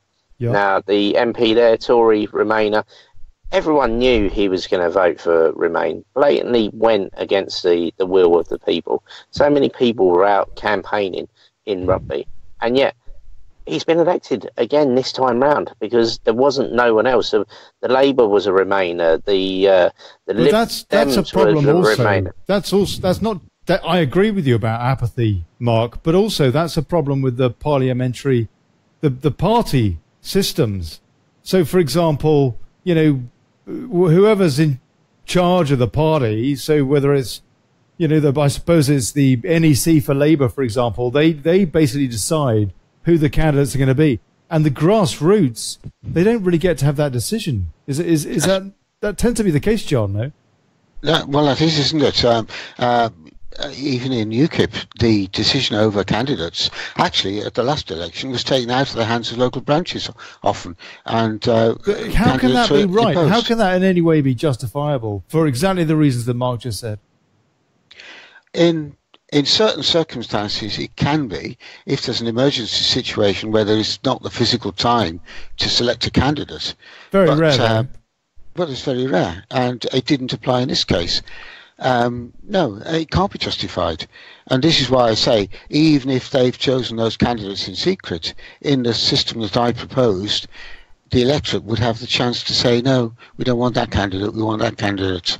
But even if that problem could be solved, Mark's second point, I think actually his first point, apathy. Recall. Oh, apathy. Well, that's the way of the world. But let's say we're stumped because our educational system suppresses really people to get interested. No, one way or another. Our entire social system seems to. We really are stumped. You could argue on trying to prevent apathy. No. Yeah, they don't teach history anymore, as from what I can gather. Now, one of the most fascinating subjects I studied at school was social and economics history. It was fascinating to read about the growth of our democracy and the growth of the various structures within society that make it work. Without that, you have no hope of understanding politics. And my English teacher, well, she was a Labour Party member. But she was up front with it, and she gave us a balanced and fair view of issues, and she was thoroughly objective in her presentation. So, but is the curriculum now more geared towards essentially welcoming the EU? And I mean, these kids, they don't really have much understanding of what the UK could be on its own. They certainly don't seem to have much imagination. I mean, we were that way for a long time. Our education system is designed to render the output fit for the destiny that the establishment has decided they're going to reach. Propaganda. Well, it's worse than that. Basically, they've decided that this group of the population are dumb and only need this, and that group are a little bit brighter and need that, and that group need a bit more, and we need this little group, this tiny group, to be bright because they keep our banks rolling. Yeah.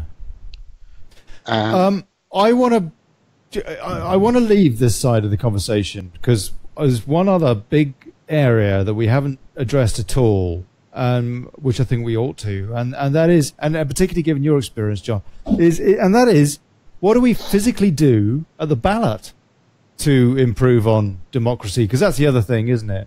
And we've all seen the stories about students double voting, and what truth there is in it, we don't know, but we do know the Electoral Commission's concerned about it. We know that the Prime Minister's talking about it, and so it's apparently it's a story.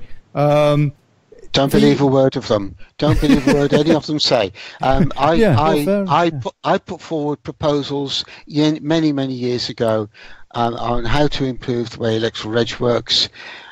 Those in power did not want to take them any further. What are the problems, the big problems with the electoral roll as you see it at the moment? I mean, are there any? I don't know.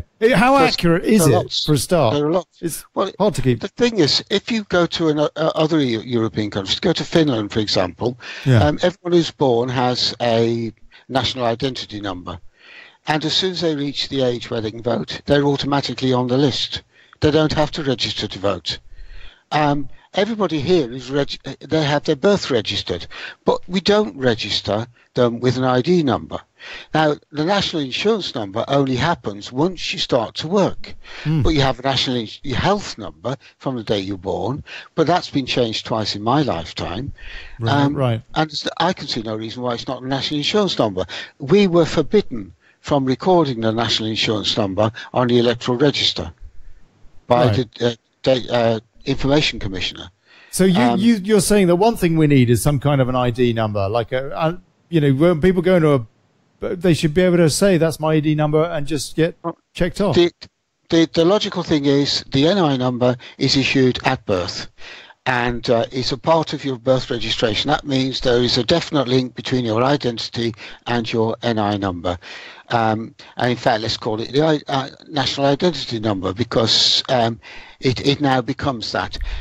If registration on then is automatic in the same way as it is in Finland, there's nothing more to do. The only problem you've got is that the electoral register is sold by local authorities to credit data reference agencies and any other company that chooses to buy it. Right. Now, unless you've indicated... Unless you opt out, Well, even then, to the credit data reference agencies, they get the whole register. Do they? But only a part of the detail. Now, again, it's a simple database system you can develop and say, no, you can't sell the electoral register. What you can do is allow them, if they're able to, an inquiry facilities, they can say, does this person exist? And if they've got all the detail right, you can say yes or no. But how do we physically do that now? I mean, how out of date is it? How inaccurate is it? What would we need a census to do it? And even if we had that, I think it's fair to say a lot of people wouldn't sign up onto it or tell us what's going on. It's pretty difficult to. Is that cat out of the bag? Is that horse bolted? No, because actually it's actually quite easy to attach the NI number to individuals. Okay, so you can merge basically a couple of different databases. We could at least improve the electoral roll, you think, and get it more accurate. I don't like that word merge, because databases are very powerful and very dangerous things. I produced a database of the electoral register for demonstration purposes. And we had to disable it because of the amount of information we found we could extract from it. We could identify all the buildings where people at risk were accommodated and all sorts of things just from the electoral register. What should be on this thing? A name, a date of birth, an address, a national insurance number? That's it? First and foremost, the register itself should be private. I.e. owned by the government, the people. Well, it needs to be a national register maintained by local authorities.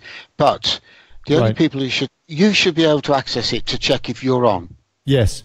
That's it. And you should be able to check that you're on if you're able to provide all the information about yourself, and it should be able to say, yes, you're on the register, and there's your polling number.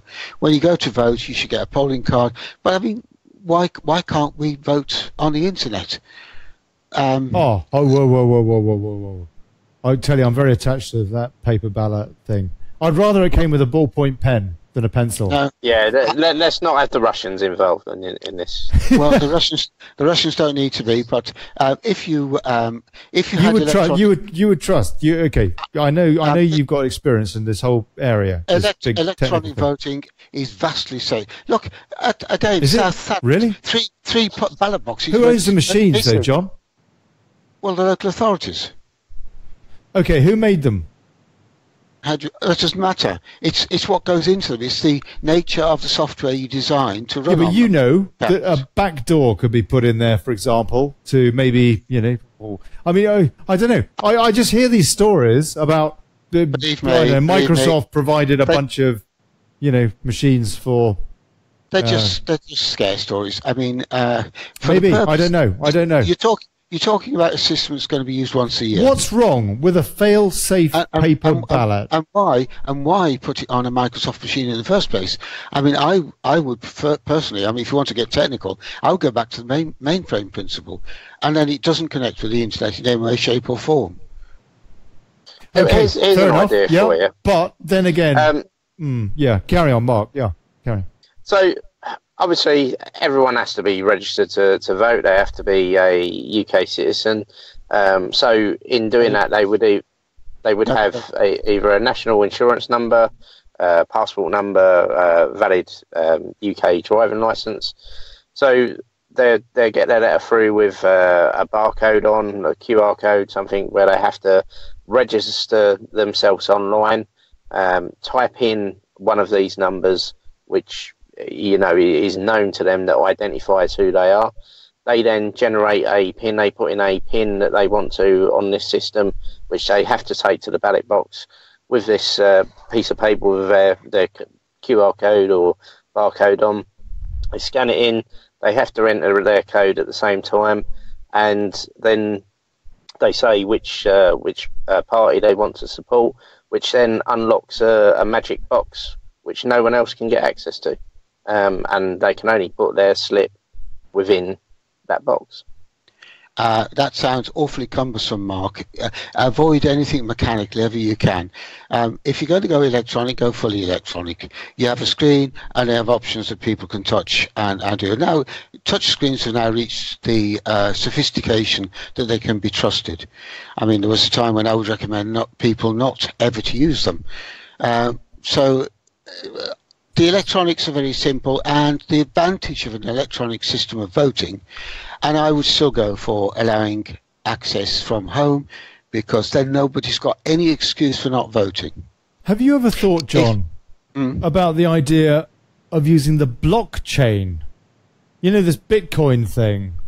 I don't know if it's something you've ever thought about. It's something I was thinking about, finding more about, really, and maybe even doing a show on it, about Bitcoin and currencies sort of stuff. But I've been told by a friend of mine who knows a bit about this stuff that a blockchain itself would be a useful way to have the electoral roll, because it is so highly encrypted that nobody could mess around with it. I mean, again, in the age of quantum computing, I'm not sure that I agree with what you say either about the security of these things, to be honest with you. Yeah.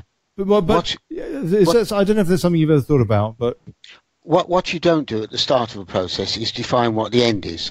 In developing a system to enable electronic voting, I would start up with a feasibility study, and at that stage I would look at different options. Fair enough. Yeah. But I would not produce a conclusion at the beginning of the process. Well, the conclusion surely is that we want people to have one vote. And they, if they want to cast it, great. No.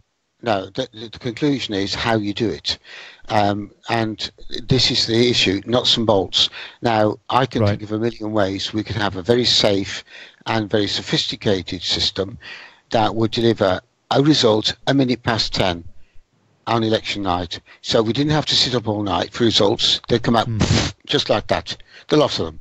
Every result in the country will come out there and then. There wouldn't be the squabble over postal votes. There'd be no need for them. You really do trust, you would trust all this on a computer network. I mean, is there not another way to do this? And John, what about the best of both worlds, whereby I know you're talking about speed, but from the point of view of absolutely being sure, and it would put my mind at rest. But I might be wrong, and I might be a Luddite.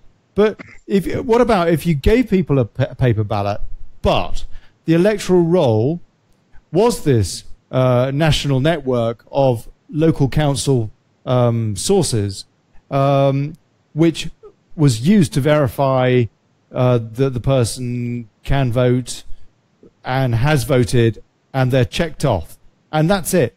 But the actual vote isn't recorded in some kind of an electronic system that may or may not be manipulated, but that itself is a paper ballot. So you've got to wait up till 6 o'clock in the morning for that.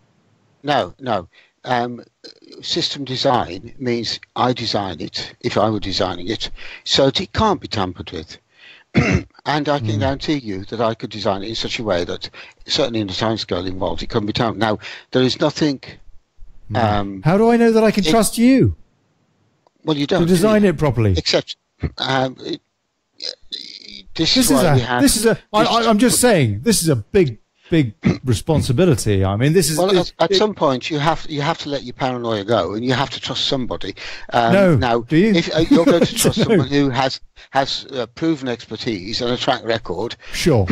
Rather than I just trust a piece of you, paper. Yeah, I trust you, John. I trust you. But, yeah, I mean, I don't know who's going to be asked to do it. But the issue, what I'm saying is, I mean, if you want a piece of paper, we can print a piece of paper off. You can have a receipt for your vote. The only problem is you might leave it there and somebody else then can pick it up and see how you voted. At present, it's illegal for you to indicate to anybody else a copy of how you voted. Do you get the point? When you leave the ballot box, you have no idea what's happening to your ballot paper. Yeah, I'm not saying that people would necessarily want... Yeah. Hang on. And in South Thanet, it is alleged that 3 ballot boxes went missing. Well, if we go back to my idea, so not only would you have the early results because you would have obviously selected what party you're voting through the computer, but you would have had the physical evidence as well. So results could be drawn in on a early ballot through the computer system, which would then have to be verified by the manual paper count. Your system would be very, very expensive, Mark, for a start off, because it involves a lot of mechanical options. Now, frankly, if we're going to get rid of the quill pen, let's go for something 21st century. It's not an issue that we are going to have much influence on, because I guarantee the old guard will stand their ground for another century on this issue. They're determined to keep their pieces of paper, and those pieces of paper, they get lost, they go astray, they get stolen. We don't know what happens to vocal. So some people wipe their arse with them as well. They get burned, they get lost in floods. Why are we allowed to use a pencil? You're required to use a pencil. Why is it not a pen? Why is it not a ballpoint? I forget the reason why. Because a pencil can be tampered with, but a pencil can't. But surely there's a reason. It's a specific type of pencil. It's a specific type of pencil that is used. They're very, very black, so they stain the paper beneath them. Oh, do they? But really? I seem to recall having voted and it just being a regular pencil, but well, that's not what's supposed to be. They were supposed to be these black, thick, grease-proof waxy pencils. things. Yeah, they've got like a wax in the of course, with cutbacks and with electoral registration officers and returning officers not bothering to read the rules. Yeah, I would be surprised what's happening now. I mean, the law on voting changes about every 30 seconds, and it's horrendously complicated. The rules about candidates and what they have to declare and don't declare, it beggars belief what you go through. So why? I mean, let's keep off the pure mechanics and say it's a good principle to have an electronic form of voting. It's a good principle then to reduce the number of polling stations because you don't need so many, not in big cities you don't. I mean, there's about 5 of them within 300 yards of where I live at voting time. It is true. I totally agree with you that the powers that be are not, they're not going to let us. My biggest gripe actually about voting in general is that we don't get our spoiled ballots counted. That's very telling, is it not? Well, they do. Having stood as a candidate, the number of ballot papers spoiled is announced, and the reason they're spoiled has to be announced. So if certain They people do count that. yes, they do count. that. And if there are 15 that have written UKIP on them, they have to say 15 marked with the words UKIP. It's announced at the count. All of this. Which is why I encourage people to ruin their ballot papers if they felt that they could. No, that's a criminal act. Spoil their ballot. Yeah, spoil their ballot papers by writing UKIP on it. If they felt they can vote for Tory or Labour. Well, spoil simply means not used properly. So, but ruin means destroy. So if you tore it up, that's illegal. Is it? Whereas, yes. Now, if you take the ballot paper out the polling station, that's illegal. But if you simply write on it UKIP, it's frowned on. But it's a legitimate form of expression. There should be. So we do get a spoiled ballot. They do count them. Yes, of course they do. So they're certainly supposed to. When there's an election, all the ballot papers go in, and all the ballot papers that have been used are counted. Now, then the total number against each polling station is checked with the numbers delivered by the clerk from the polling station. The receiving officer. Yeah, he will give. He will say there's been 5,351 votes cast in this polling station. That's right. When they counted out the ballot boxes, they check, and if it's different, they have to find the missing votes until they balance. Yes. And then a decision will be made on whether it would affect the result and whether they can go any further forward. But until they can actually balance the votes with the votes returned, then they can't proceed with the count. Once you get to this then you count the total number of ballot papers that have gone into the count, and you come up with that total. Then you split them into parties, and you count the number for each candidate, and that includes spoiled, and then you total it up, and that must agree and balance with the number of votes that you have that were cast. As I say, it's like accounting, and there's a balancing process at every stage in the process. That's why it takes so long. John, thank you very much. I just want to bring in a couple of comments here. We've got Beverly Taylor King saying something needs to happen to stop all the fraudulent voting. Yeah. Matthew Outwood says corruption, simple as that. And, yeah, that's it. Chris Ford, institutionalized career politicians. Lots more comments, actually. Lots more comments. John, I think we've covered the rudiments of voting at the ballot box largely. Sure. I'm not entirely sold on what you suggest, to be honest with you, only because I do find, from my experience, technology to be very penetrable. And I worry about who's doing the penetrating. But how would you try and put my mind at rest on that point then? Because I do hear what you say, and well, you're a bright guy. I know that you've been involved in this a similar area to me in dealing with machines, machine code, and all sorts like that. And so I'm interested to know why we have this disparity of view. Right. Well, let me give you some idea of the sort of systems that I've supported. I've supported council tax benefits, housing benefits. I've supported education functions. I've designed payroll systems for teachers. I've done a whole raft of these things. There is there's less of an incentive to break into those kind of systems. No, there's not. In particular benefit systems, there is an industry that tries to break into those. They're highly sensitive. And the data contained on them is extremely sensitive and extremely personal. Yes, of so course. they have to be guarded. Yeah. And we've never, ever had an incident in the systems I've designed or I've contributed to. We've never had an incident of anyone ever being able to break into them. Yeah. Now, I designed a check reconciliation system for a local authority, a major local authority, which had numerous bank accounts, was issuing thousands and thousands of checks every month. It was very swiftly developed. It was developed from start to finish, including implementation, in less than 6 weeks. And within a week of its implementation, it uncovered a fraud of £250,000.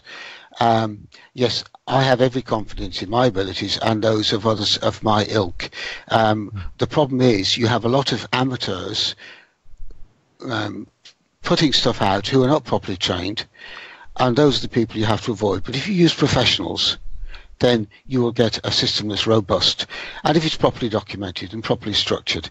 But it's only a matter of technique. To have an infallible system, you need to have proper methods. Now, it's way off the topic here, but believe me, the skills are there. Government has a bad record on IT. That's because they are a bad client. They don't have the expertise to buy. And the reason they don't have the expertise to buy is because they privatise the functions. And of course, there are certain things that only someone loyal to your own organisation will ever deliver for you. So, for example, that's why we got the XP systems being hacked in the NHS, and it's kind of a ramification of that. No, it was an example of a poorly managed system, but I would difficult too. I would never have used desktop computers for the functions that they used in the NHS. But at the end of the day, Microsoft stopped maintaining XP, and that's the reason it became vulnerable. So Microsoft could have come up with a better proposal for the people who liked it and said, right, you can pay us a rent to keep updates. They didn't do that, although some organisations were able to negotiate that sort of contract. So really and truly... Sorry, John, go on. I'm going to wrap this up, guys, but yeah. I wanted to hear what final thoughts you had, and Mark, tell us what do you think from what you've heard here. Do you have any hope in our democratic system? Tell us something positive, for God's sake. Tell us something positive. I do. If we can wake the people up, and that's what we need to do. That whatever system we put in place will always fail unless the people are involved, unless the people are aware of what is going on and don't just believe lies that are being spoon-fed for them. Actually want to be represented, have that representation, and the only way that you're going to get that is actually make sure that the MPs that are supposedly serving you do actually serve you, that are out there in the communities, that do stuff for the communities, that are working directly with the councils. And until we break that system of these lies, when we just keep voting for the same parties, like people will vote for Labour because their mum and dad voted for them, and their granddad, and oh, come on, look, what has Labour done for the people? He's spot on. He's spot on, John, isn't he? He's not the nail on the head, really. Well, tribalism is a major problem, but I think it's breaking down. And although it seemed to have reverted at the last election, I think there were specific circumstances. When people feel under threat, they run for cover. And that's what happened at the last election. The next election will be a lot different. And I think you'll see UKIP's vote up in the 20% mark, as long as we are able to find a credible leader who is actually prepared to be practical. But beyond that, I still think that Labour is actually in terminal decline, and I suspect the Conservative Party is too. I want to say a big thank you to John Holland from Kipper Central. And to Mark Childs for popping on too, and I had no idea. Yeah, I do apologise about the technical difficulties. Yeah, you're all. I apologise. We're learning. Blimey, I'll tell you what. Ooh, I need a pee, actually, to be honest with you.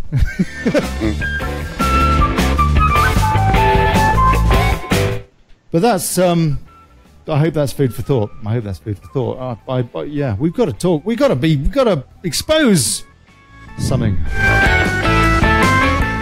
On Thursday, we've got Gemma Greasley coming along. She's in Rochdale, a name that's in the news for generally all the wrong reasons, and she's going to be talking to us about social services, and I think that's going to be quite a difficult chat, an interesting chat. That's on Thursday.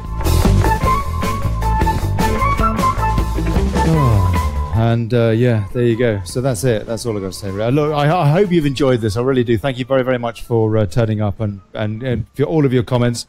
And I hope you do again. Olly Connelly, Daily Brexit. God bless you. Here's to us. And bugger plutocracy. Yeah. It's the new. Thank you, everybody.